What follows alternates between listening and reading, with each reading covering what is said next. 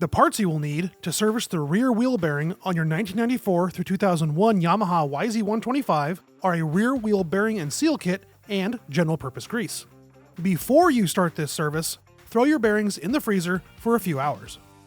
If you don't have parts yet, you can get all the parts you need through the link below. Removing the rear wheel bearings does require fire, so arrange your workspace accordingly. Start with the brake side of the wheel facing up. Pry out the old seals with a tire spoon and shop towel. Clean the hub and old bearings as much as you can. On 1999 through 2001 models, remove the bearing retainer spring clip from the hub with a pair of snap ring pliers. Your clip might be hard to remove, so keep an extra pair of pliers handy. Hold your wheel upright and insert your drift from the brake side up to, but not touching, the sprocket side bearing. Push the top of your wheel away while pushing the end of your drift down. This will move the distance collar up on the sprocket side, giving you access to the inner bearing race. Place your wheel sprocket side up on your 2x4s. Heat the hub, not the bearing, directly for 60 seconds. This makes the aluminum hub expand slightly, which relieves the pressure on the steel bearing. Flip your wheel over and tap the inner bearing race with a long screwdriver or pry bar. You may need to pry the collar around the hub to remove the bearing evenly. Do not strike the bearing race too hard, or you run the risk of breaking it, and then you have to chip the outer bearing race out of the hub. Not only is this irritating, but you could damage your hub. Repeat the heat and beat process for the other side, except this time you can use a socket. Clean and inspect the hub, distance collar, and axle for any signs of wear or damage. File off any burrs or chips and gently sand off any corrosion.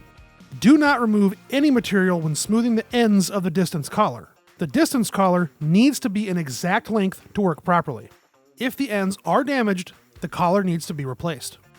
One side of my collar looked pretty grease, but it was buildup, not corrosion.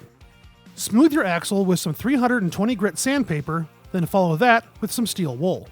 If you use my method to clean your axle, you can quickly tell if it's bent. Once everything is cleaned and smooth, test fit your new bearings. They are a driven fit, so they should not slip into the bore. If your bearings do slip into the bore, you will need to replace your hub. I am installing a PivotWorks rear wheel bearing kit. I've been using PivotWorks wheel bearings for a while with good results, and you can get the same kit through the link below. Start with the brake side bearing. Set your wheel on your 2x4s so only the hub is supported. Start by lightly heating the hub. A warm hub and frozen bearings will make installation much easier. Align your new bearing square with the bore. Align your socket to the outer bearing race and start tapping the bearing into the bore. As you go, you can make slight corrections as needed. For the sprocket side bearing, install the axle into the hub from the brake side and add more 2x4s so it sits slightly above the hub. The axle will now be the guide to align the distance collar with the sprocket side bearing. Install the distance collar and repeat the bearing installation process. On 1999 to 2002 models, install the bearing retainer spring clip on the brake side. Apply an obnoxious amount of grease to the bearing seals, then drive them into the bore. Make sure to visit fixyourdirtbike.com for the detailed step-by-step walkthrough. You can follow me at fixyourdirtbike across all social media, and if you have any questions, please let me know in the comments or direct message. Thanks for watching, and make sure to like and subscribe.